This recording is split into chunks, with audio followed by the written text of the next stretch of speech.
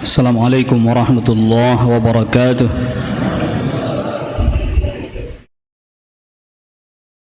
Alhamdulillah nahmaduhu wa nasta'inuhu wa nastaghfiruh wa na'udzu billah min shururi anfusina wa min sayyiati a'malina man yahdihillahu fala mudilla lahu wa man yudlil fala hadiya lahu.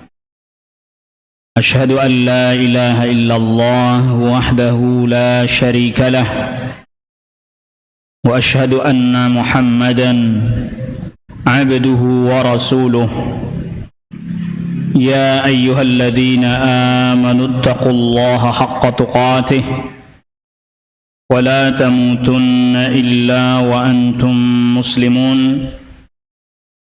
يا أيها الناس اتقوا ربكم الذي خلقكم من نفس واحدة وخلق منها زوجها وبث منهما رجالا كثيرا ونساء واتقوا الله الذي تساءلون به والأرحام إن الله كان عليكم رقيبا يا أيها الذين آمنوا اتقوا الله وقولوا قولا سديدا يصلح لكم أعمالكم ويغفر لكم ذنوبكم ومن يطع الله ورسوله فقد فاز فوزا عظيما أما بعد فإن أصدق الحديث كتاب الله وخير الهدي هدي محمد صلى الله عليه وسلم وشر الأمور محدثاتها وكل محدثة بدعة وكل بدعة ضلالة وكل ضلالة في النار. Ikhwatal iman, a'azzakumullah. Pada pertemuan kita di kesempatan malam hari ini, kita melanjutkan pembahasan kita pada muqaddimah dari kitab Hilyah Talibil Ilm. Di pertemuan yang lalu kita sudah bahas pada paragraf yang pertama di muqaddimah, menjelaskan tentang sebab penulisan kitab ini, yaitu munculnya semangat ilmu dari para pemuda dalam mengkaji dan meneliti ilmu. Maka kemudian di paragraf yang kedua menjelaskan pentingnya menjelaskan penghalang-penghalang yang bisa menghalangi seseorang atau menghalangi para pemuda dari semangat menuntut ilmu. Karena kalau hanya semangat tidak betul-betul diperhatikan, maka akan membahayakan dirinya. Dan yang ketiga, menjelaskan tentang orang-orang yang rusak dalam perjalanan mereka ketika menuntut ilmu. Di ketika menuntut ilmu ada orang-orang yang memang mereka bisa memalingkan kita dari hal-hal yang semestinya kita perhatikan dari menuntut ilmu, termasuk misalnya sibuk perdebatan, permasalahan-permasalahan yang memang di luar kemampuan. Itu tidaklah kita masuk di dalamnya, jangan masuk di dalamnya. Kita cukupkan, fokuskan kepada ilmu yang sedang kita pelajari, yang hendak kita kuasai. Maka selanjutnya berkata Asy-Syaikh rahimahullahu ta'ala, wal yawma akhuka yashuddu adudak wa ya'khudhu biyadik. Dan pada hari ini saudaramu menguatkan engkau, menggandeng tanganmu, Maksudnya saudaramu di sini penulis ini. Fa'aj'alu taw'a bananika, maka aku jadikan di hadapan engkau risalatan, satu risalah, yaitu kitab ini, Hilyah Talibil Ilmi, tahmilu sifatal kashifah, yang mengandung sifat-sifat yang istimewa, yang menjelaskan lihilyatika, perhiasanmu sebagai penuntut ilmu. Faha ana dha aj'alu sinnal qalami alal qirtas, maka aku menjadikan ujung pena di atas kertas, aku tulis. Fatlu ma arqumu laka, maka bacalah apa yang aku tuliskan untukmu. An'amallahu bika ainan, semoga Allah subhanahu wa ta'ala memberikan kenikmatan kepada engkau berupa ainan, artinya kebahagiaan. Nah, di sini penting memang perlu kita ketahui, di dalamnya terdapat faedah kata-kata ain. Ainun itu kan memiliki beberapa makna. Yang kita tahu ainun artinya apa? Mata. Kalau kita terjemahin an'amallahu bika ainan, semoga Allah memberikan engkau mata. Nah, di sini ada faedah penting untuk kita fahami, bahwa satu kata, satu lafaz, dia maknanya mengikuti konteksnya. Artinya ini kalimatnya sedang bicara apa. Kita kasih contoh misalnya di dalam Al-Quran, ainay yashrabu bihal muqarrabun. Itu ainnya diartikan apa itu? Mata atau mata air? Mata air, karena ada penjelasannya, yashrabu bihal muqarrabun. Itu artinya, di sini penting untuk kita fahami. Para ulama ahli tafsir menjelaskan, termasuk Asy-Syaikh Shinqiti dalam Adwa al-Bayan, atau di dalam salah satu risalah beliau yang bertajuk Man'u Jawazil Majazi fil Kitab wa Sunnah. Tidak ada majaz di dalam Al-Quran dan Sunnah. Maksudnya tidak ada majaz bahwa kata itu memiliki makna tergantung konteksnya lagi bicara apa. Gak mungkin antum katakan ainay yashrabu bihal muqarrabun, mata yang ini, yang dimana orang-orang yang didekatkan kepada Allah minum darinya, kan gak mungkin. Pasti dia dimaknai dengan makna yang lain, sebagaimana dalam perkataan Asy-Syaikh ini, an'amallahu bika ainan, semoga Allah memberikanmu mata. Kan udah dikasih mata, maksudnya kelapangan, kesenangan, kegembiraan, kebahagiaan. Jadi satu kata itu tidak bisa dia dimaknai dengan satu makna ketika dia berdiri sendiri, belum masuk ke dalam struktur kalimat, nggak bisa. Dia baru bisa difahami maknanya kalau sudah masuk ke dalam struktur kalimat. Jadi ini kaidah penting untuk difahami, karena nanti banyak kerancuan-kerancuan dalam masalah ini. Jadi pada paragraf ini Asy-Syaikh menjelaskan bahwa beliau menulis risalah ini dalam rangka untuk memperkuat para penuntut ilmu agar supaya mereka bisa berhias dengan perhiasan-perhiasannya para penuntut ilmu. Laqad tawaradat mujibatus syar'i ala anna at-tahalliya bimahasinil adabi wa makarimil akhlaqi wal hadiyil hasani was-samti salihi simatu ahlil Islam.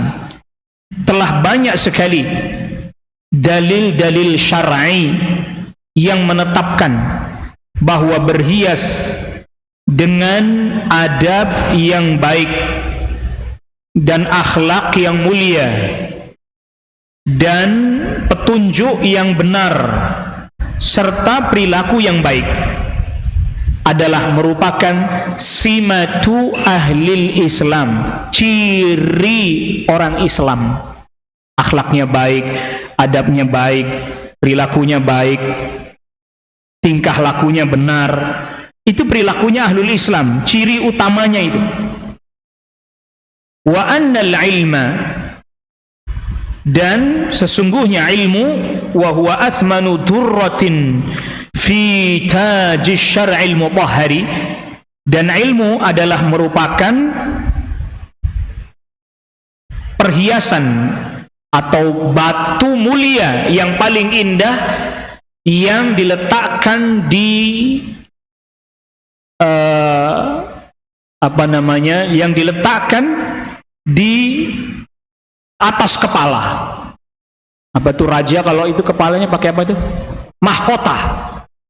Mahkota syariat yang disucikan. Jadi ilmu itu menjadi ibarat permata yang ada di mahkota di dalam syariat Islam. Ilmu syar'i itu diibaratkan oleh Asy-Syaikh seperti permata yang ada di mahkotanya para raja. La yasilu ilaih, yang tidak akan pernah bisa mencapainya, tidak akan pernah bisa mendapatkannya, illal mutahalli biadabihi, kecuali orang itu mau berhias dengan adab-adabnya ilmu, al mutakhalli an afatihi, yang menjauhkan dari afat bencana-bencananya ilmu. Ilmu ini tidak bisa diraih kecuali orang itu mau betul-betul menghiasi dirinya dengan adab-adabnya, betul-betul menjauhi segala macam kerusakan-kerusakannya. Dia orang nggak akan dapat ilmu, tidak akan bisa meraih permata yang ada di mahkota ini kecuali dia mengikuti adabnya para penuntut ilmu, menjauhi hal-hal buruk yang harus dijauhi oleh penuntut ilmu. Walihada anahal ulama bil bahthi wat tanbih, oleh karena itu para ulama memberikan perhatian khusus dalam masalah ini dengan pembahasan, dengan juga memberikan peringatan, bahkan wa afraduha bit ta'lifi, mereka membuat karya tersendiri, buku tersendiri khusus menjelaskan tentang hal ini. Imma ala wajhil umum likaffatil ulum, ada kalanya karya tulisnya ini berbentuk umum untuk semua cabang ilmu, adab-adab penuntut ilmu secara umum. Ada kalanya au ala wajhil khusus, atau dengan khusus, artinya misalnya seperti contoh misalnya ada kitab Adab Hamalatil Quran misalnya, At-Tibyan karyanya Al-Nawawi, At-Tibyan fi Adabi Hamalatil Quran, menjelaskan tentang adab-adab para penuntut ilmu Al-Quran, penghafal Al-Quran. Itu kan khusus ya, spesifik. Jadi karya tulisnya tidak menjelaskan ilmu syar'i secara umum, khusus terkait dengan masalah ilmu Quran saja misalnya. Wa adabil muhaddits, adab terkait dengan orang yang menyampaikan hadis. Wa adabil mufti, adabnya mufti. Ada juga nanti wal mustafti, dan yang meminta fatwa. Wa adabil qadi, adabnya qadi. Qadi itu hakim. Wa adabil muhtasibi, dan adabnya muhtasib. Muhtasib ini kalau terjemahan bebasnya ya relawan. Maksudnya dia orang yang betul-betul melakukan itu dengan sukarela. Dan banyak lagi para ulama menulis terkait dengan hal tersebut, terkait dengan hal ini. Maka oleh karena itu misalnya ada karyanya Al-Khatib Al-Baghdadi, Al-Faqih wal Mutafaqih. Ada lagi Ta'limul Muta'allim fi Tariqi wa Tariqut Ta'allum, karyanya Az-Zarnuji. Dan masih banyak lagi nanti karyanya Akhlaqul Ulama, karyanya Al-Imam Al-Ajurri. Termasuk juga Tadhkiratus Sami' wal Mutakallim li Ibni Jama'ah. Tadhkirah itu ya peringatan bagi orang yang dengar dan berbicara. Dan masih banyak lagi karya para ulama menjelaskan tentang masalah ini. Nah, Asy-Syaikh rahimahullahu ta'ala hendak mendatangkan adab yang secara umum, Bagi penuntut ilmu secara umum, bukan khusus ilmu hadis, ilmu fiqih, ilmu hadis atau ilmu Quran, tidak, secara umum. Jadi ada para ulama yang menulis kitab-kitab ini, kitab-kitab yang menjelaskan tentang ada penuntut ilmu, ada yang secara umum menyeluruh seperti tadi ta'lim al-muta'allim, ada yang khusus bagi penuntut ilmu hadis, penuntut ilmu fiqih. Wa sya'nu huna, dan keadaannya di sini, maksudnya yang hendak beliau tuliskan, fil adabil 'ammati liman yasluku tariqat ta'allumi syar'i. Adab umum mencakup semua orang yang menempuh jalan menuntut ilmu syar'i. Di pada paragraf ini Asy-Syaikh menjelaskan bahwa yang hendak beliau tuliskan dan bahas ini adalah adab penuntut ilmu secara umum. Wa qad kana al-ulama'u as-sabiqun yulaqinuna at-tullaba fi hilaqil ilm adab at-talabi. Para ulama terdahulu mereka membacakan kepada para penuntut ilmu di halaqah-halaqah ilmu adab-adab menuntut ilmu. Wa adraktu khabar akhir al-aqdi fi dhalika fi ba'd halaqat al-ilmi fi Masjid Nabawi Syarif, dan aku telah mendapati kabar ya akhir-akhir diadakannya di sebagian halaqah ilmu di Masjid Nabawi. Jadi di Masjid Nabawi ada di salah satu majelis ilmu di Masjid Nabawi pada saat itu, idh kana ba'dul mudarrisina fi, sebagian pengajar di Masjid Nabawi yudarrisu tullabahu kitab az-Zarnuji, mengajarkan kepada para muridnya kitabnya Az-Zarnuji, yaitu yang disebut dengan Ta'limul Muta'allim Tariqat Ta'allum, mengajarkan para pelajar cara belajar. Az-Zarnuji wafat tahun 593 Hijriah, dan ini masyhur di negeri kita kitab ini, Ta'limul Muta'allim Tariqat Ta'allum. Namun para ulama telah memberikan ta'liqat, beberapa catatan-catatan terkait dengan kitab Ta'limul Muta'allim ini. Ya, ada sebagian pembahasan yang disebutkan di dalamnya terkandung hal-hal yang melampaui batas dan seterusnya. Tapi memang ini pernah diajarkan di Masjid Nabawi sebagaimana penjelasannya Syekh Bakar Ibn Abdullah Abu Zaid di sini. Fa'asa an yasila ahlul ilmi hadzal hablal wathiqal hadi li aqwami tariqin. Semoga para ulama sampai dengan menjuntaikan tali yang kuat ini yang menghantarkan kepada petunjuk yang terbaik atau jalan yang terbaik. Fayudraju tadrisu hadhil maddati fi fawatihi durusil masajid, maka dimasukkanlah mengajar materi tentang adab ilmu itu dalam pembukaan kajian-kajian di masjid-masjid. Jadi masuk juga ini kajian tentang adab penuntut ilmu pada pembukaan kajian di masjid-masjid. Wa fi mawadid dirasatin nizamiyati, bahkan di dalam sekolah-sekolah resmi, sekolah-sekolah negeri di Saudi maksudnya. Ini juga masuk. Pada permulaan mereka hendak memulai pelajaran, dijelaskan, atau tahun ajaran baru, dijelaskan bagaimana semestinya penuntut ilmu bagaimana, dan seterusnya. Wa arju an yakuna hadha at-taqyid fatihata khairin fit tanbih ala ihya'i hadhil maddati allati tuhadhibu at-talib. Dan aku berharap catatan-catatan, maksudnya karya beliau, takhid itu kan ikatan, sedangkan nyatet itu adalah ikatannya apa? Ikatannya apa? Ilmu. Ikatannya ilmu. Ilmu diikat dengan dua. Ilmu diikat dengan apa? Dua. Yang pertama dengan hafalan. Yang kedua dengan apa? Catatan. Yang pertama dengan hafalan, yang kedua dengan apa? Catatan. Ya, jadi kalau enggak nyatet berarti anggap aja kuat hafalannya, gitu aja pokoknya. Kalau sekarang sudah lebih maju lagi dengan direkam, ya, Sudah lebih apa? Lebih maju lagi. Nyatat enggak, hafal enggak, ntar tinggal lihat rekamannya, murojaah lagi. Jadi sudah lebih maju lagi. Tadi ada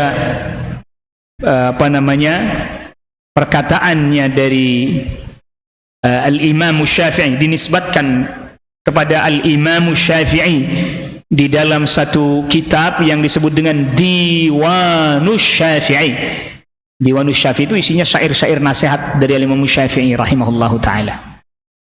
Al-ilmu saydun wal kitabatu qayduhu. Ilmu itu ibarat hewan buruan, menulis itu ikatannya. Qayyid suyudaka bil hibalil wathiqati. Ikatlah hewan buruanmu dengan ikatan yang kuat. Faminal hamaqati an tasida ghazalatan wa tatrukahu bainal khalaiqi taliqatan. Termasuk kebodohan. Itu terjemahannya udah saya halusin, karena hamaqah itu terjemahan ekstrimnya dungu. Tapi kita nggak usah pakai yang ekstrim lah ya terjemahannya ya. Faminal hamaqati, maka termasuk kedunguan. Antasida ghazalatan, engkau sudah berhasil menangkap kijang buruan, udah ketangkap nih kijang buruannya.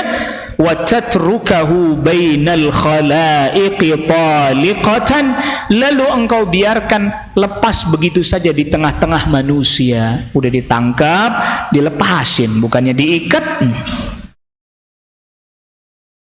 Itu menjadi hal yang penting. Makanya taqyidul ilm, mengikat ilmu. Makanya kalau para sahabat dahulu memang mereka mengikat ilmunya kebanyakannya dengan catatan, dengan hafalan. Kebanyakan mereka dahulu mencatatnya atau mengikat ilmunya dengan hafalan. Nah, maka bagi mereka yang ingin mengikat ilmu dengan hafalan, banyak-banyak mengulang. Rumusnya murojaah. Sahabat Abu Hurairah radhiyallahu anhu itu tidak punya catatan. Enggak ada catatan. Enggak punya catatan hadis, tapi riwayat hadisnya banyak. Karena tiap malam habis sholat Isya, sebelum tidur beliau radhiyallahu an memurojaah hafalan, diulang. Segitu beliau radhiyallahu an termasuk orang yang didoakan oleh Rasulullah sallallahu alaihi wasallam dengan doa khusus. Rasul, saya ini siap dengar itu kok lupa, tiap dengar itu lupa, dibentangkan sorban. Lalu kemudian didoakan oleh Rasul sallallahu alaihi wasallam. Sahabat Abu Hurairah kayak mengambil sesuatu itu dimasukkan ke dadanya. Segitu aja masih murojaah. Kita enggak murojaah ya hilang. Nyatet enggak, murojaah enggak. Wah, iya, kecuali antum kekuatan hafalannya 90%. Dari sini dengar, pulang langsung bisa ngulangin minal alif hatta ya. Wah, itu mantap ya. Allahu Akbar. Jadi itu penting itu untuk kita fahami. Makanya di sini kata beliau sampai menyebut karya ini disebut dengan at-taqyid, catatan. Jadi beliau catat. Aku berharap catatan ini menjadi pembuka kebaikan dalam mengingatkan kembali, menghidupkan materi ini, menghidupkan materi tentang adab yang bisa memperbaiki adabnya penuntut ilmu. Wa tasluku bihil jaddata fi adabit talabi, yang membuat penuntut ilmu bisa berjalan di jalan yang benar dalam adab menuntut ilmu. Wa hamlil ilmi, dan membawa ilmu. Dia bukan hanya menuntut ilmu, belajar, udah dapat, maka dia pun harus berusaha menjaga ilmu yang udah ada pada dirinya. Hamlul ilm. Nah, ini mencakup beberapa hal. Wa adabihi ma'a nafsihi, adab terkait dirinya sendiri. Wa ma'a mudarrisihi, adab kepada pengajar. Wa darsihi, adab dengan pelajarannya. Wa zamilihi, adab dengan temannya. Wa kitabihi, adab terkait dengan kitab, wa thamrati ilmihi, dan adab terkait buahnya apa? Ilmu. Apa buahnya ilmu? Amal. Ada buahnya ilmu adalah apa? Amal. Maka ada pepatah Arab ini bukan hadis, pepatah Arab. Al-ilmu bila amalin kasyajari bila samarin.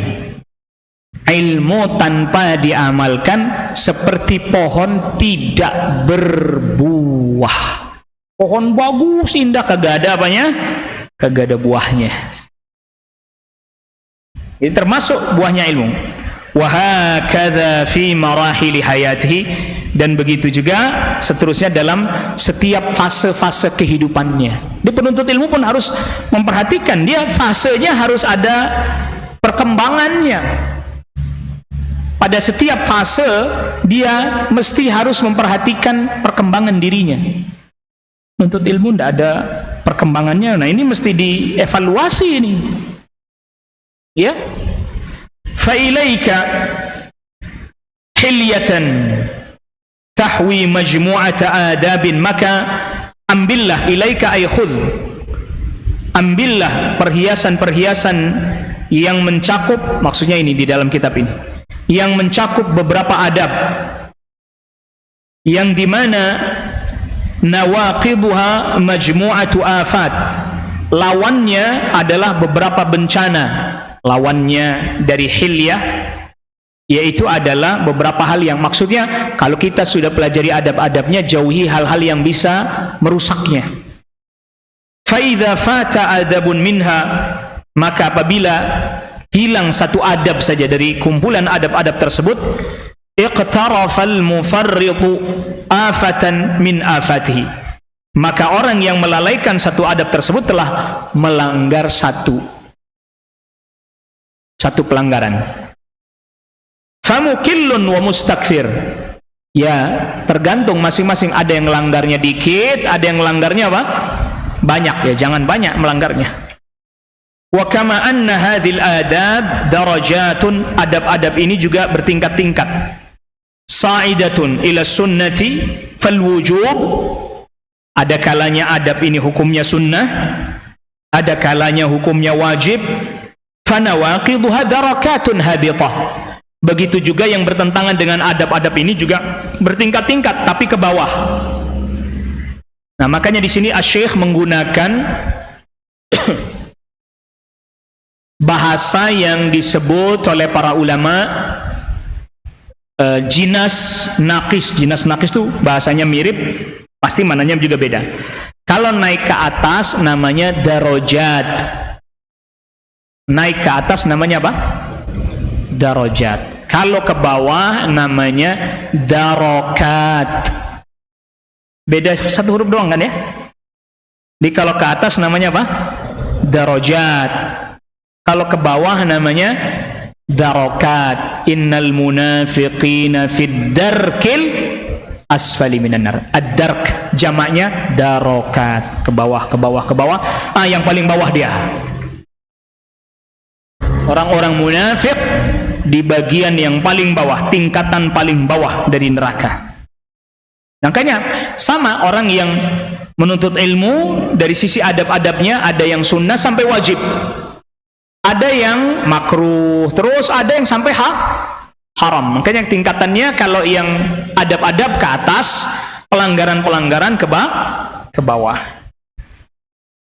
Wa minha ma yashmalu umumal khalqi min kulli mukallafin, di antara adab-adab tersebut ada yang mencakup semua makhluk, semua, bukan hanya penuntut ilmu, semuanya mukallaf, semuanya kena. Wa minha ma yakhtassu bihi talibul ilmi, ada yang khusus bagi penuntut ilmu. Wa minha ma yudraku bi darurati syar'i, ada yang diketahui dengan aturan syariat, artinya semua orang sudah tahu. Ada di antaranya yang sudah diketahui dengan darurati syar'i, maknanya semua orang tahu. Seperti misalnya wajibnya sholat fardu, semua orang tahu nggak? Bahkan sampai yang nggak sholat juga tahu nggak kalau sholat 5 waktu itu fardu wajib? Tahu, itu namanya darurati syar'i. Wa minha ma yu'rafu bit-tab', ada yang juga diketahui dengan tabiat. wa yadullu alaihi umumus syar'i, dan dibuktikan juga, ditunjukkan juga dengan keumuman syariat.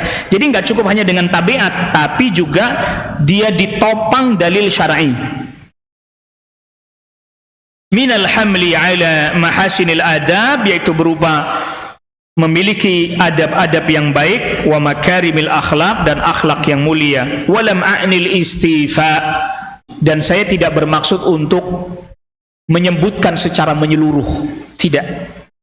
Lakinna siyaqataha tajri ala sabili darbil mithal, tetapi saya sebutkan di sini konteksnya seperti membuat contoh saja.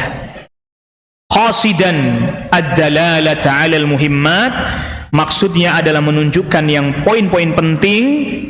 Fa idza wafaqat nafsan salihatan laha, apabila ini bertepatan dengan jiwa yang baik, artinya orang itu mempelajari ini, isinya kan nggak menyeluruh, hanya poin-poin penting saja. Tetapi apabila jiwa yang salih, jiwa yang baik membacanya dan bertepatan, diberi taufik oleh Allah Subhanahu wa taala, tanawalat hadhihi alqalila fakatharathu, dia dengan mempelajari, membaca yang sedikit ini, tapi dia mendapatkan ilmu dan pemahaman yang banyak. Wa hadzal mujmala fafassalathu, dia dengan membaca yang global ini, tapi dia mampu memperincinya.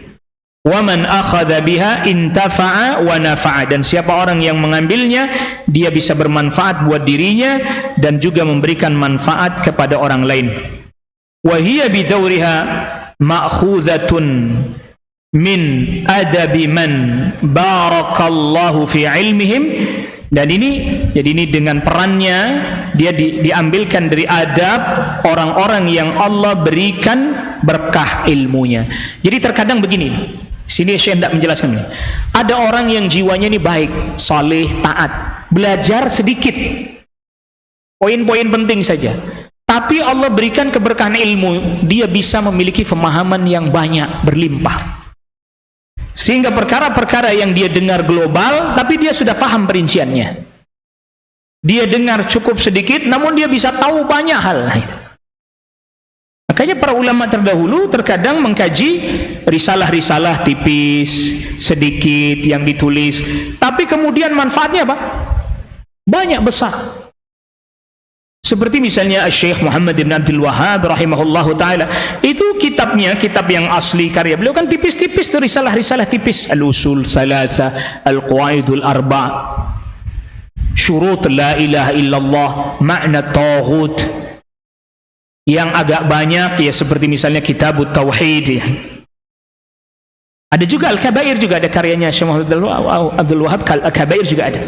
Tapi dari yang tipis-tipis itu kalau kita pelajari penuh kesabaran terus menerus, ilmu banyak manfaat. Itu masuk ke dalam perkataannya Syekh di sini, dia termasuk ke dalam orang yang diberkahi ilmunya oleh Allah Rabbul Alamin. Wasaru a'immatan yuhtada bihim, mereka menjadi imam, menjadi tokoh, menjadi imam di tengah umat yang diikuti.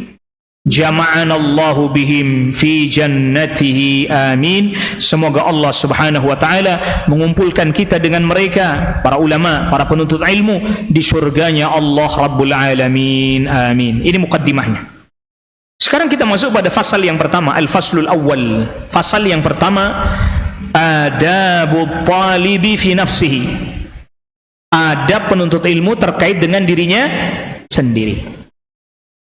Yang pertama, kata Syekh rahimahullahu taala, al-ilmu ibadatun. Ilmu adalah apa?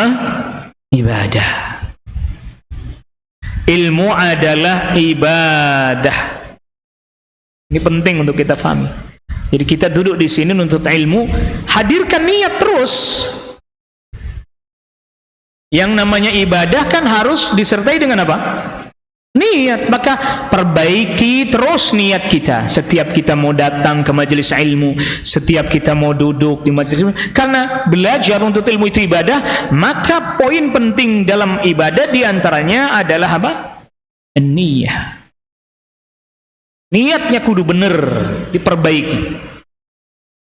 aslul usuli fi hadhil hilyati, pokok di dalam kitab ini, Hilyah Talibul Ilm, bal wali kulli amrin matlubin, bahkan segala perkara yang betul-betul diperintahkan pokoknya adalah apa?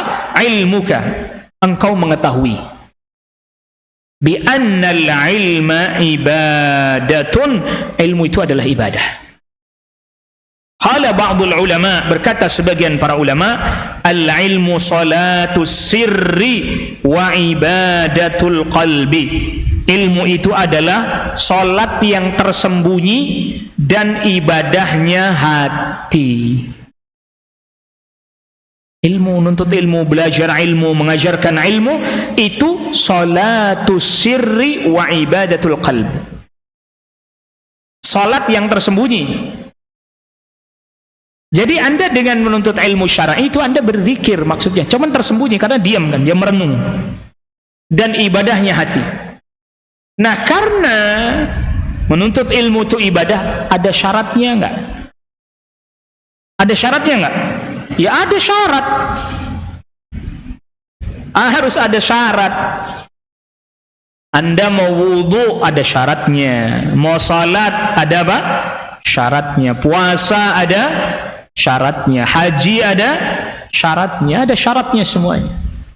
Karena nuntut ilmu ini, belajar ini adalah ibadah, maka ada syaratnya. Wa alaihi, oleh karena itu, fa inna syartal ibadati, maka sesungguhnya syaratnya ibadah yang pertama adalah ikhlasun niyati, memurnikan niat lillah, hanya untuk Allah subhanahu wa ta'ala.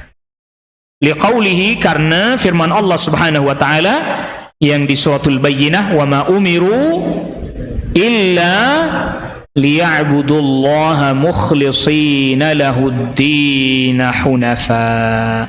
Tidaklah mereka diperintahkan melainkan untuk beribadah hanya kepada Allah semata, memurnikan ibadah ad-din ini, ketundukan, ketaatan hanya kepada Allah semata. Hunafa, jauh dari kesyirikan. Hunafa maknanya adalah jauh dari kesyirikan. Wa fil hadis al-fardil masyhur, dan di dalam hadis al-fard, hadis fard itu hadis gharib, gharib mutlak. Hadisul fard itu istilah lainnya gharib mutlak. Disebut gharib mutlak karena rawinya yang dirawi sahabat itu cuma satu orang doang, yaitu sahabat Umar bin Khattab radhiyallahu anhu.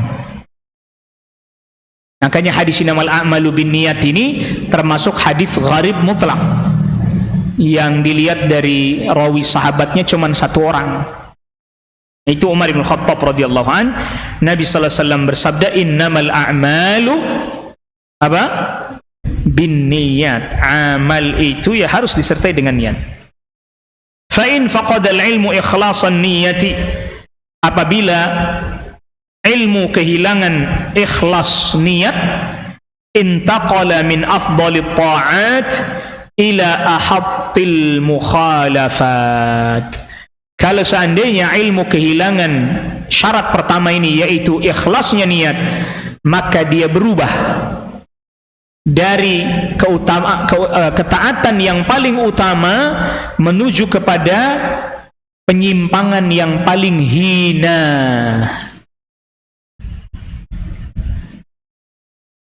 Ya. Jadi nuntut ilmu itu perkara yang utama. Tetapi kalau niatnya tidak ikhlas, dia jatuh menjadi penyimpangan dan pelanggaran yang paling hina. Nauzubillah. Nasallallahu alaihi. Jadi penting ini niat yang baik itu. Nah, di antara niat yang harus dihadirkan, yaitu yang pertama, menunaikan perintah Allah. Imtithalu amrillah. Di antara niat yang harus dihadirkan. Kadang orang tuh ikhlas niat itu gimana ya? Maka dihadirkan yang pertama itu untuk maksudnya menunjang ikhlas. Ini adalah menunaikan perintah siapa? Allah. Karena Allah yang perintahkan kepada kita agar kita belajar menuntut ilmu. Fa'lam annahu la ilaha illallah. Ketahuilah, perintah bukan ini? Perintah. Fa'lam annahu la ilaha illallah. Ketahuilah, milikilah ilmu, belajarlah bahwa sesungguhnya tidak ada ilah melainkan hanya aku. Wastaghfir li dzambik. Mohon ampunlah untuk dosamu. Perintah ini Nabi sallallahu alaihi wasallam aja diperintah oleh Allah Rabbul Alamin. Ini yang pertama. Di antara juga niat yang mesti kita hadirkan terkait dengan ikhlas, niat ini adalah menjaga syariat Allah. Menjaga apa? Syariat Allah Rabbul Alamin.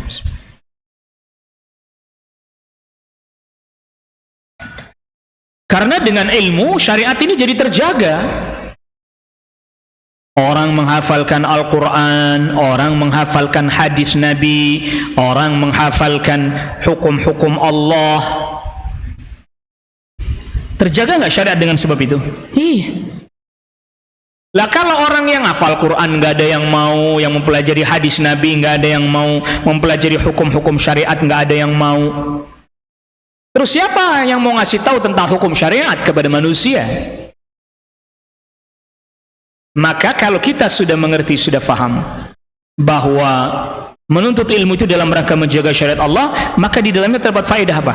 Ya, tugasnya mereka yang memiliki ilmu yang menyampaikan syariat yang datang dari Allah dan yang datang dari siapa? Rasulullah. Udah. Kan dia nuntut ilmu untuk itu. Kalau sudah dia dapat, ya dia sampaikan sebagaimana yang dia pelajari. Syariat Allah begini, ajarannya Rasul begitu, gitu. Itulah hamalatul ilm, pembawa ilmu, penyampai ilmu. Bukan justru yang otak-atik, dotak-atik, dotak-atik, dotak-atik. Kan tugasnya dia ngejaga syariat, cuman sampaikan. Nih para ulama dari masa ke masa, dari waktu ke waktu menjelaskan begini hukumnya. Udah selesai, habis perkara. Dan makanya apabila seseorang mendapati perselisihan di antara para ulama, ya dia, kalau dia penuntut ilmu, dia berusaha meneliti terus mana yang paling kuat. Tidak boleh dia kemudian hanya sebatas, ya kecuali dia belum tahu, dia cukup katakan saya belum tahu, atau saya hanya baru mengerti sampai di sini. Nggak ada masalah itu, nggak ada beban apa-apa kok kalau niatnya lapang, ikhlas karena Allah menjaga syariat. Nggak ada beban apa-apa. Apa yang mau dibebanin? Oh saya belum tahu mana yang lebih kuat dalam permasalahan ini, kan gitu. Bukan terus justru cari-cari yang gampang, cari-cari yang mudah, sehingga muncul kaidah yang batilah. Asal masih ada yang fatwain boleh, saya bilang boleh. Lah ini repot ini. Jadi kita belajar yang ini tinggi. Terus kemudian adab yang seperti ini tidak paham, makanya jadi rusak. Jadi bencana itu tadi, afat, jadi bencana itu. Mestinya belajar dalam rangka untuk menjaga apa? Syariat. Agar syariat ini diketahui oleh orang-orang yang setelahnya. Karena sudah tidak ada lagi setelah Nabi sallallahu alaihi wasallam nabi lagi. Karena sudah tidak ada lagi setelah Al-Quran diturunkan kitab lagi. Kan gak ada sudah. Maka butuh orang-orang yang terus menjelaskan apa yang datang dari Al-Quran, apa yang datang dari Rasul sallallahu alaihi wasallam. Itulah makna dari sabda Nabi sallallahu alaihi wasallam, al-ulama warasatul anbiya. Namanya pewaris kan, diwarisinnya A disampaikannya A, diwarisinnya B disampaikannya juga apa? Jangan terus diwarisinnya apa yang disampaikan belok-belok sono kemari, ya bingung orang nanti. Umat jadi pusing. Udah isya ini, udah isya. Nah, kita dengarkan adzan isya dulu. Wassallallahu ala nabiyina Muhammadin wa alihi washabihi wasallam tasliman katsira.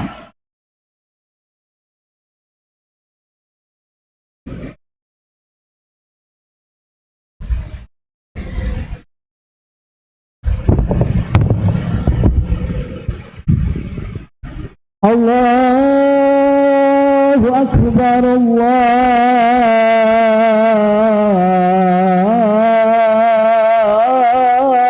Akbar, Allahu Akbar, Allahu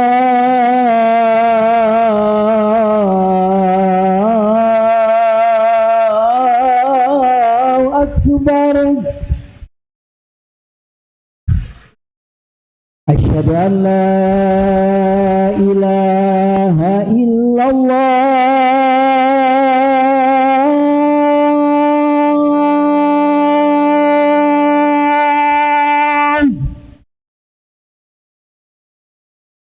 Asyhadu an la ilaha illallah.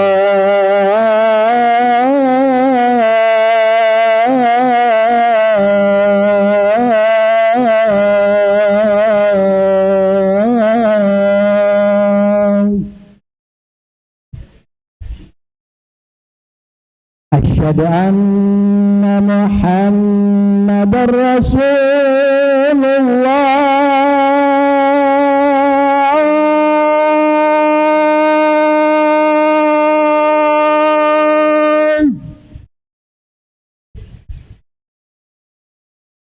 Asyhadu anna Muhammadar Rasulullah.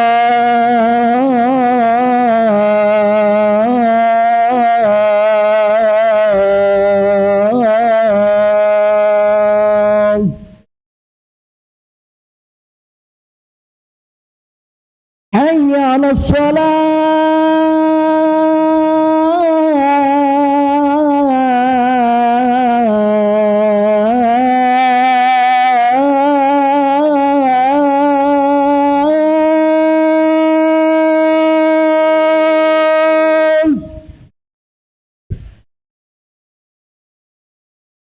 Hayya 'alas salah.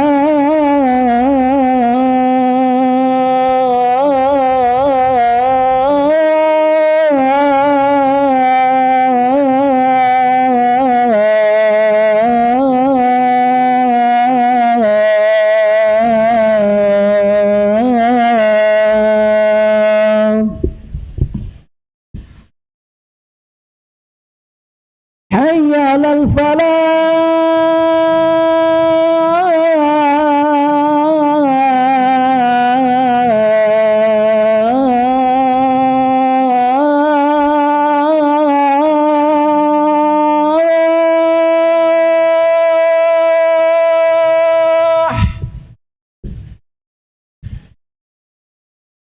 Hayya 'alal falah.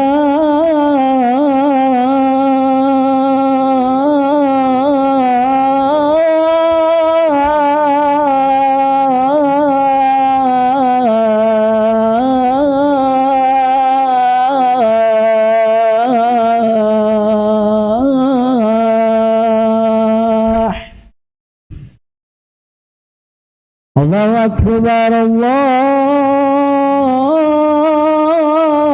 Akbar. La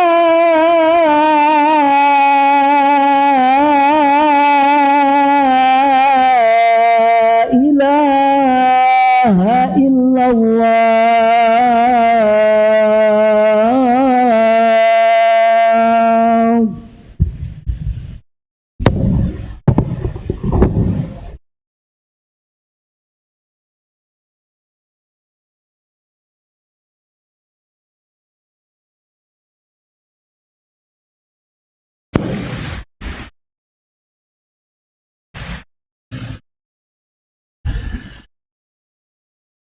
Ikhwatal iman, a'azzakumullah. Lalu kemudian yang ketiga dari niat kita mempelajari ilmu adalah membela syariat. Kalau tadi menjaga syariat, ini membela syariat. Jadi ketika ada orang yang menyimpangkan ajaran syariat, maka dia yang membelanya, maka dia yang meluruskannya. Maka yahmilu, Rasul sallallahu alaihi wasallam bersabda, yahmilu hadzal ilma min kulli khalafin uduluhu. Hadis ini disahihkan sebagian para ulama. Orang-orang yang adil lah, mereka lah yang membawa ilmu ini, ilmu syar'i ini. Yanfuna anhu tahrif al-ghalin wa intihal al-mubtilin wa ta'wil al-jahilin. Mereka para orang-orang adil pembawa ilmu inilah yang bertugas. Apa tugasnya? Apabila ada orang-orang bodoh yang melakukan takwil, merekalah yang menolaknya, menjelaskan bahwa itu keliru. Wantihal al-mubtilin, orang-orang yang hendak membatalkan ajaran agama, mereka juga yang menjelaskannya. Atau kemudian perubahan-perubahan yang dilakukan oleh orang-orang yang ghulu, yang berlebihan melampaui batas. Dari hadis ini disahihkan oleh sebagian para ulama, termasuk oleh Syekh Al-Albani rahimahullahu taala. Di dalam hadis ini terdapat penjelasan bahwa para pembawa ilmu, para ulama pembawa ilmu, hamalatul ilmi, mereka orang-orang yang udul, adil. Yahmilu hadzal ilma min kulli khalafin uduluhu. Tugasnya apa? Tadi yang pertama, tahrifal ghalin, orang-orang yang melampaui batas, membuat perubahan-perubahan, dijelaskan. Wantihal al-mubtilin, orang-orang yang hendak membatalkan ajaran-ajaran agama, dijelaskan, dibantah, disanggah. Ta'wil jahilin, orang-orang yang melakukan takwil, maknanya dibelok-belokin. Ini maksudnya bukan begini, maksudnya bukan begitu, terus dibelok-belokin dengan berbagai macam retorika dan berbagai macam. Tapi giliran ditanya, sammu lana rijalakum, coba sebutin ulama mana yang menyebutkan seperti yang kau sebutkan itu. Nggak bisa jawab dia.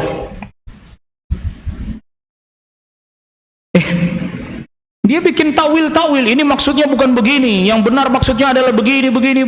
Ayo, coba sebutin siapa yang ngomong begitu dari kalangan ulama terdahulu. Nggak ada yang bisa jawab. Kita kasih contoh, misalnya orang yang mengatakan bahwa potong tangan itu bukan maksudnya potong tangan yang ini yang dipotong. Wasariqu wasariqatu faqta'u aydiyahuma, pencuri laki-laki, pencuri perempuan, potong tangannya. Itu maksudnya bukan potong tangan yang ini, bukan, kata sebagian orang. Tapi maksudnya bukan potong tangan, yaitu maksudnya adalah potong kekuasaannya. Asal dia udah nggak bisa mencuri, udah cukup, nggak perlu tangan yang ini dipotong. Yang penting kan nggak bisa mencuri. Yang penting dia tidak mencuri lagi walaupun tangannya nggak dipotong. Jadi di penjara saja cukup. Kita tanya, sebutin ulama tafsir mana dari kalangan ulama terdahulu yang menyebutkan itu. Nggak ada. Ijma', karena para ulama terdahulu sudah ijma', nggak ada perselisihan. Dia nggak bisa jawab. Paling nanti, Anda ini terlampau kaku. Paling begitu udah ngelesnya tuh. Enggak progresif katanya. Enggak berkembang, tafsirnya kaku katanya. Ta'wil al-jahilin tuh. Kalau bukan karena ilmu, siapa yang membantah itu? Ya kalau yang enggak berilmu, diem aja, cukup, enggak usah pakai ikut bicara. Ntar tambah ruwet malahan. Yang berilmu yang bicara, yang angkat bicara, jelaskan ulama mana yang disebut, di kitab mana, di buku mana. Kalau memang itu perselisihan, mazhab mana, sebutin imamnya siapa. Kan begitu, bukan cuma asal bilang oh ini boleh diartikan begini, mana imamnya siapa. Ini masalah. Sama seperti ketika ada orang yang membolehkan pernikahan beda agama, yang wanitanya muslimah, yang laki-lakinya yang non muslim. Ini kan nggak boleh, ijma' para ulama. Dia bilang oh ini masalah perbedaan. Ulama mana yang nyebut itu? Nggak ada dia sebut. Ulama mana nggak ada dia sebut. Lalu berarti perbedaan siapa sama siapa ini? Itu kan masalah nih, masalah-masalah seperti ini. Maka diantara fungsi niat kita menuntut ilmu adalah dalam rangka untuk membela apa? Syariat. Jadi orang-orang yang semisal tadi disebutkan di dalam hadis tadi, ya tentu bicara tentang membela syariat, menyanggah kebatilan dan ahlul batil, ya memang harus orang yang punya kompetensi juga. Nggak semua orang ikut bicara, memang tambah ruwet ini. Kayak kita ini kadang semuanya ikut bicara, ini jadi repot ini urusannya nih. Nggak semua, serahkan sama yang memang berilmu. Dan jangan kita ikut bicara. Senang banget jadi tim hore antum ini. Tahu tim hore itu? Asal di situ ada keramaian, nimbrung. Asal di situ ada perdebatan, nimbrung. Nah ini nih, tim hore ini begini nih, ngomporin kerjaannya. Ayo terus gitu. Nah ini makanya yang berilmu udah bicara udah cukup. Jadi kita nggak usah ikutan bicara lagi, udah cukup. Udah ada yang bicara di medsos, sudah cukup, udah 1, 2, udah cukup, khalas sudah. Apalagi para ustadz yang berilmu senior udah bicara, udah cukup, udah nggak usah kita ikut ngomong lagi, udah jelas, udah itu ngapain pakai. Antum juga sih seneng, biasanya ikut nimbrung di komen. Nah itu tuh, la ilaha illallah. Habis gimana dong dibuka bebas komen nih, ikut di komen, komentar apa, panjang-panjangan dia komentarnya sama yang berilmunya. Ini repot, ini penuntut ilmu akhir zaman, ini begini nih modelnya. Yang keempat, niat untuk mengikuti tuntunan Nabi sallallahu alaihi wasallam, ittiba'u syariati Muhammadin sallallahu alaihi wasallam, mengikuti syariat Nabi Muhammad sallallahu alaihi wasallam. Kenapa? La yumkin an nattabi'a syari'atahu hatta na'lama hadhihi syari'ah. Karena nggak mungkin kita ngikutin syariatnya Nabi kalau kita nggak tahu, kalau kita nggak berilmu nih syariat Nabi yang mana nih, ajarannya Rasul sallallahu alaihi wasallam yang mana nih. Nah, 4 niat ini apabila itu ada hadir salah satunya pada diri seorang penuntut ilmu, maka itu bagian daripada keikhlasan dalam menuntut ilmu. Jadi artinya niatnya di antaranya di 4 hal ini. Iya. Jadi kalau orang menuntut ilmu kan kadang ditanya, kenapa? Biar apa? Biar hilang kebodohan, yang tadinya nggak tahu jadi tahu. Iya, terus kalau udah tahu mau ngapain? Ya kan begitu ya. Jadi ternyata pertama kita perintah Allah kita suruh nuntut ilmu, perintah Rasulullah juga nggak nuntut ilmu. Perintah Rasul sallallahu alaihi wasallam juga, talabul ilmi fardhatun ala kulli muslim, rawahu Ibnu Majah. Nuntut ilmu fardu bagi setiap muslim. Belajar nuntut ilmu sungguh-sungguh, dipelajari. Dalam rangka menjaga syariat itu pada diri kita juga kan, dengan kita mengamalkannya. Menjaga syariat pada diri kita pertama kali itu dengan kita mengamalkan syariat itu, sehingga nggak hilang. Karena diantara tanda hari kiamat itu syariat sedikit demi sedikit hilang. Artinya hilang, yang ngamalin makin dikit, yang mengetahui pun semakin apa? Sedikit. Sampai nanti di dalam hadis yang diantaranya diriwayatkan oleh Imam Ibnu Majah, sampai nanti di akhir zaman ada orang Islam, dia nggak sholat, dia nggak puasa, dia kagak zakat, dan dia nggak tahu apa itu sholat. Kamu sholat? Emang sholat apaan tuh, lihat. Dia nggak tahu sholat itu apa, sampai dia nggak tahu sholat itu apa. Ketika ditanya, Anda Islam? Iya Islam. Terus kok bisa Islam tapi nggak tahu sholat? Iya saya tahu orang tua saya ngucapin syahadat, saya ngikutin aja. Jadi memang termasuk bagian daripada tanda hari kiamat adalah ayyurfa'al ilmu. Inna min asyratis sa'ah. Sesungguhnya di antara tanda-tanda hari kiamat adalah ayyurfa'al ilmu diangkat. Wa yadhharal jahl, ketidaktahuan tentang agama merata di mana-mana. Di antaranya kalau sekarang sih orang masih tahu, walaupun dia nggak sholat, dia tahu sholat. Kamu tahu sholat kan? Tahu. Hukumnya wajib. Kok nggak ngerjain? Males. Tapi dia tahu sholat. Tetapi ini terus akan bergeser. Maka termasuk bagian daripada diangkatnya ilmu, orang nggak ngamalin. Lama-lama kalau banyak yang tidak mengamalkan, hilang nggak? Hilang ilmu syariat, hilang. Lama-lama kalau orang nggak ada yang mempelajari atau tidak ada yang menyampaikan, hilang nggak? Bahkan yang haram akan berubah disangka halal karena nggak ada yang menyanggah. Makanya nanti di dalam dunia ilmu sanggah menyanggah biasa itu, asal dengan hujjah, dengan dalil. Jadi jangan antum anggap sanggah menyanggah, karena menyanggah itu bagian daripada metode untuk menjaga syariat. Ada orang mengatakan sesuatu itu halal padahal haram, disanggah. Enggak, itu haram, bukan halal, sanggah. Kalau nggak ada yang nyanggah, lama-kelamaan orang benar-benar akan meyakini itu halal padahal sebenarnya apa? Haram. Dia biasa, cuman dia memang harus orang yang apa, berilmu, yang nyanggah. Jangan antum ikut-ikutan nyanggah-nyanggahan. Kalau antum kan rusuh aja isinya. Nyanggah tapi rusuh aja, nyanggah rame lagi. Ya harus berilmu. Kenapa? Dalam rangka menjaga syariat, sekaligus juga membela apa? Syariat. Kalau udah nggak ada, coba misalnya ada orang yang mengatakan sesuatu yang haram itu dia bilang halal, lalu nggak ada yang nyanggah nih, terus begitu lama-lama dikira bener nggak? Itu ya akhi, itu ya akhi, nggak masalah. Maka seorang yang keliru, salah, boleh disanggah sesuai dengan kadar kekeliruan kesalahannya.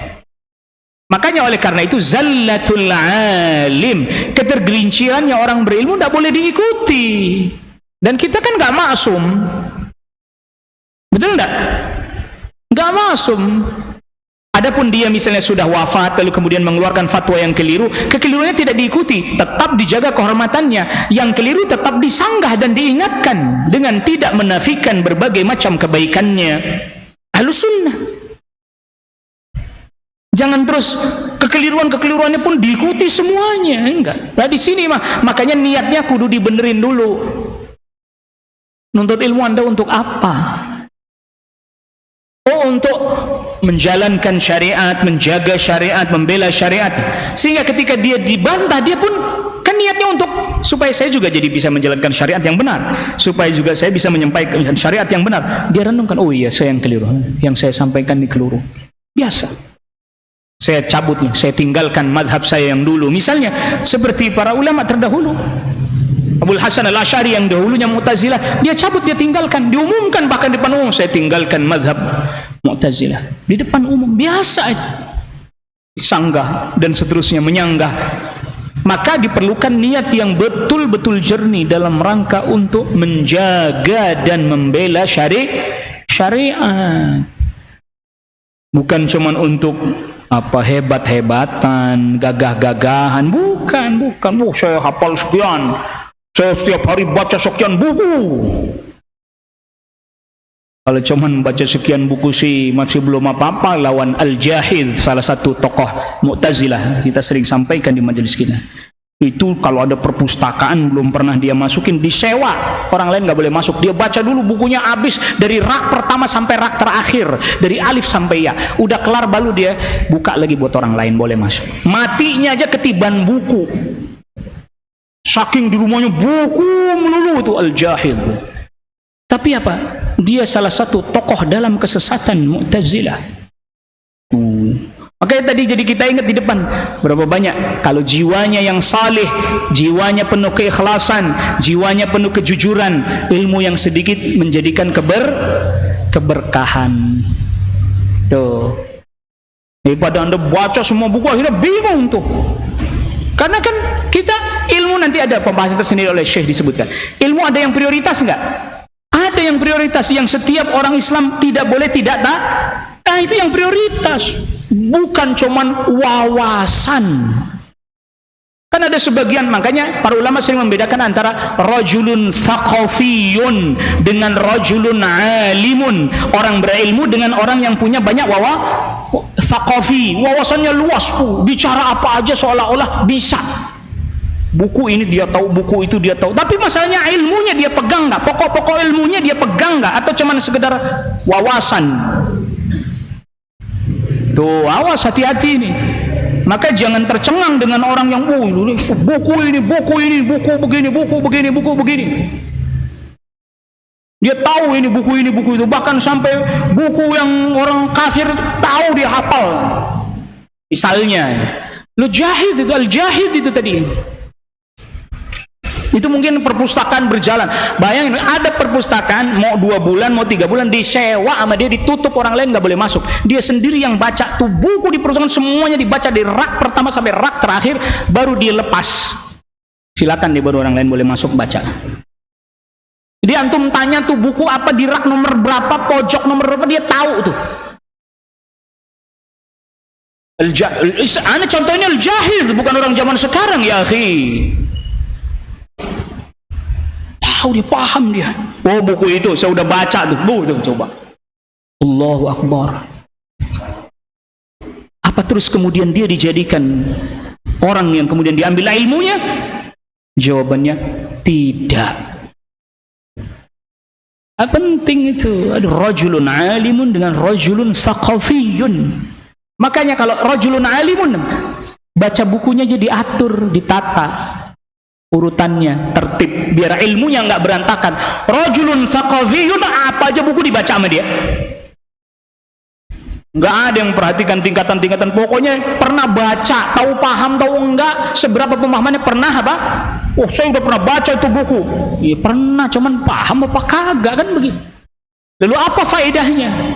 Gak ada orang, saya sudah pernah baca buku. Setiap hari saya membaca minimal 200 halaman. Bener nggak dibaca?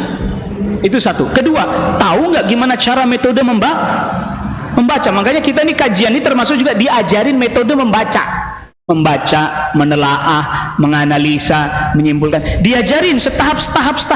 Mulai dari kitab yang sederhana, Al-Usul Tsalatsa, Al-Qawaidul Arba. Qawaidul Arba lagi. Paham belum? Usul Salasah lagi. Paham belum? Kitab Tauhid melulu. Orang tauhid aja masih berantakan, melenceng. Kita tuh seringkali begitu. Pengen ngaji langsung Fathul Bari, la haula wala quwata illa billah, Arba'in Nawawi enggak kelar mau Fathul Bari. Mustajil hada. Ini orang tergesa-gesa. Wallahu ta'ala ala wa alam. Ini yang bisa kita bahas pada pertemuan kali ini. Pertemuan kedua udah masuk materi tapi sedikit, jadi pertanyaan masih belum ada. Wassallallahu ala nabiyina Muhammadin wa alihi wasahbihi wasallam tasliman katsira. Subhanakallahumma bihamdik, asyhadu an la ilaha illa anta, astaghfiruka wa atubu ilaik. Assalamualaikum warahmatullahi wabarakatuh.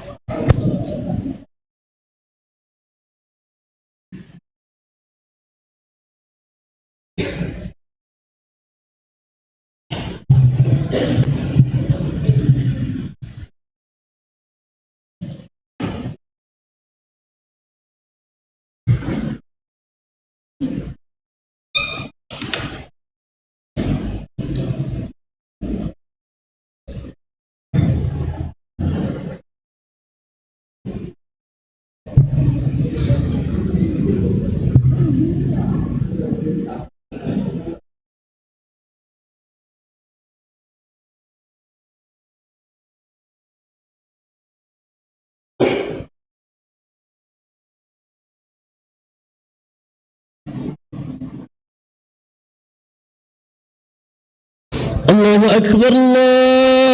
أكبر أشهد أن لا إله إلا الله أشهد أن محمد رسول الله حي على الصلاة حي على الفلاح قد قامت الصلاة الله أكبر لا إله إلا الله. Rapatkan dan luruskan saf. Istawu wa tarassu i'tadilu.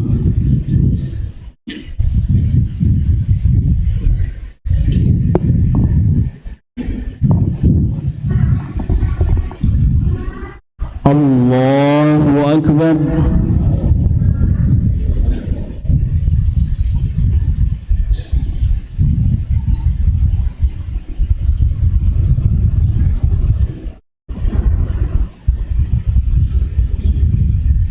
Alhamdulillahi Rabbil Alamin Ar-Rahmanir Rahim Maliki Yawmiddin Iyyaka na'budu wa iyyaka nasta'in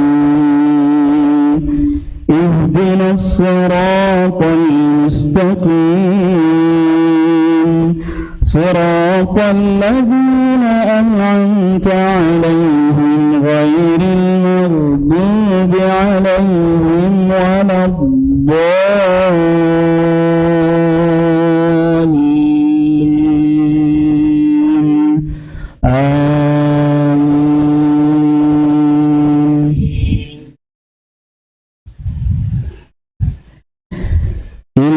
Innal ladzina yaktumuna ma anzalallahu minal kitabi wa yashtaruna bihi thamanan qalilan ulaika ma ya'kuluna fi butunihim illa an-nar wa la yukallimuhum Allah yawmal qiyamati wa la yuzakkihim wa lahum 'adzabun alim أولئك الذين اشتروا الضلالة بالهدى والعذاب بالمغفرة فما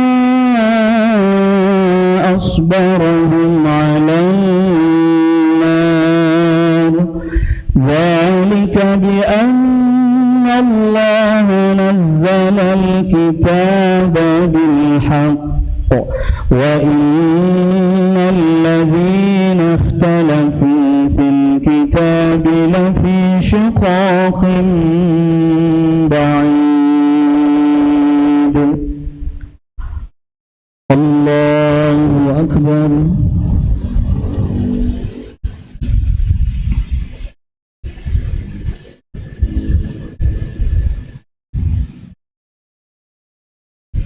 سمع الله لمن حمده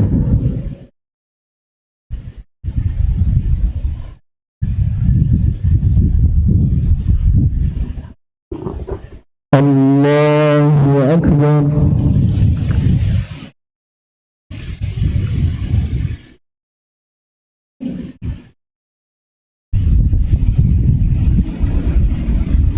الله أكبر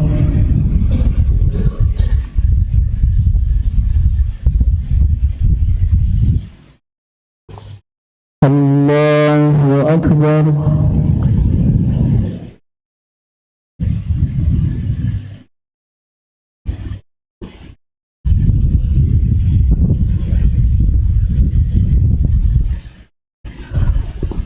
الله أكبر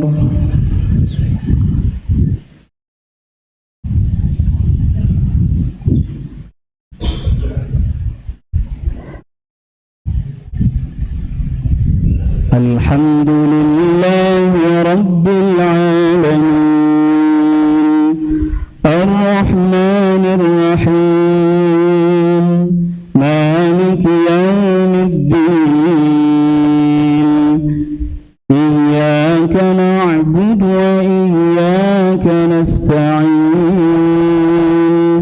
اهدنا الصراط المستقيم صراط الذين أنعمت عليهم غير المغضوب عليهم ولا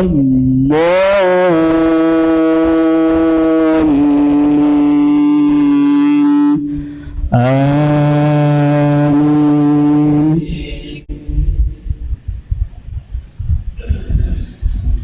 ليس البر أن وجوهكم قبل المشرق والمغرب ولكن البر من آمن بالله من آمن بالله واليوم الآخر والملائكة والكتاب والنبيين وآتى المال على حبه ذوي القربى واليتامى والمساكين وابن السبيل والسائلين وفي الرقاب وأقام الصلاة وآتى الزكاة والموفون بعهدهم إذا عاهدوا والصابرين في البأساء والضراء وحين البأس أولئك الذين صدقوا وأولئك هم المتقون.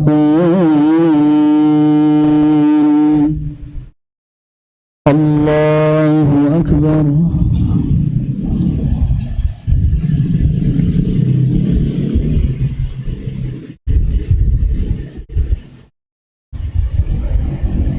سمع الله لمن حمده.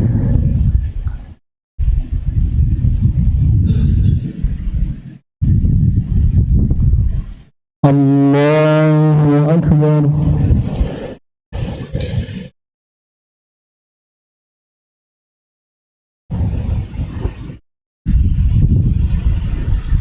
الله أكبر.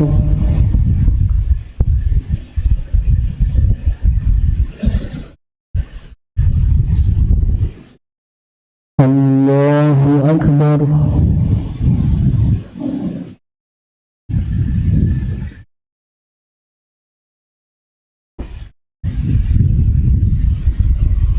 الله أكبر.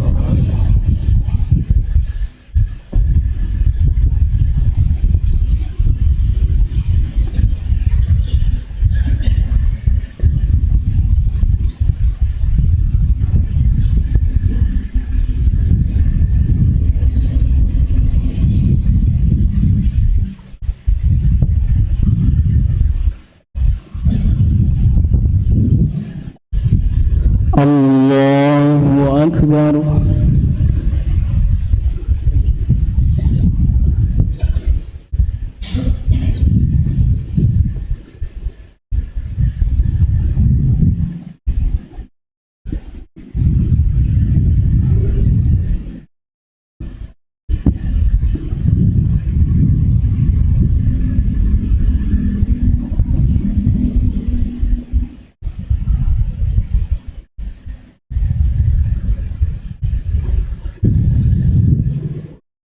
الله أكبر.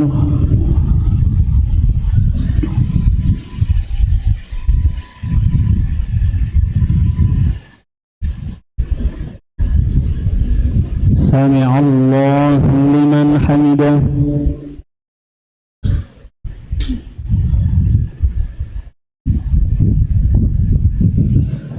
الله أكبر.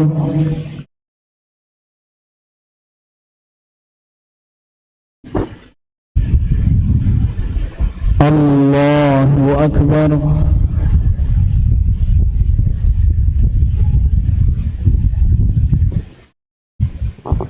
الله أكبر.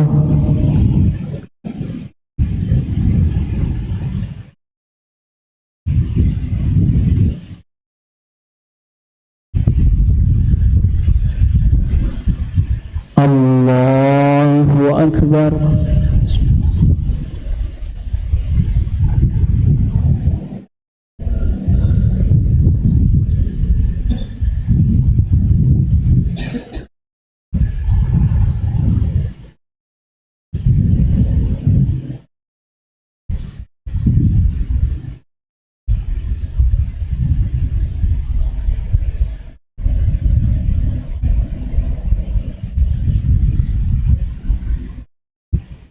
Allahu Akbar.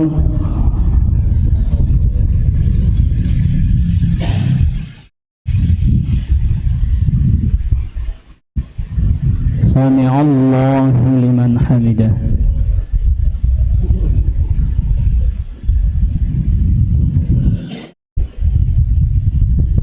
Allahu Akbar.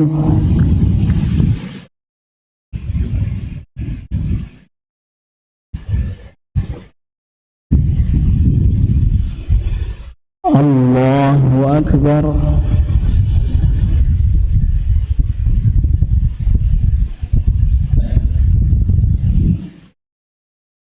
Allahu Akbar.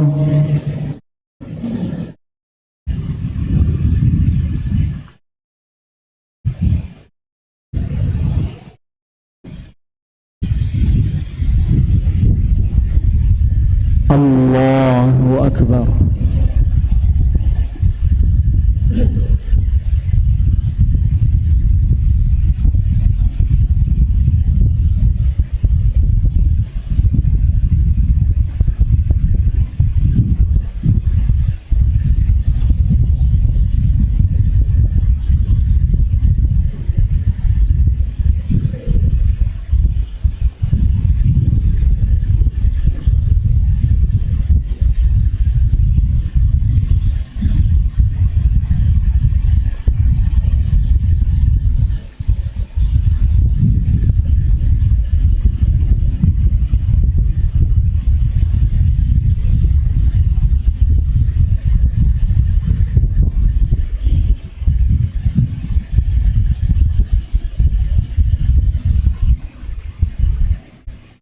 Assalamualaikum warahmatullahi wabarakatuh. Assalamualaikum warahmatullahi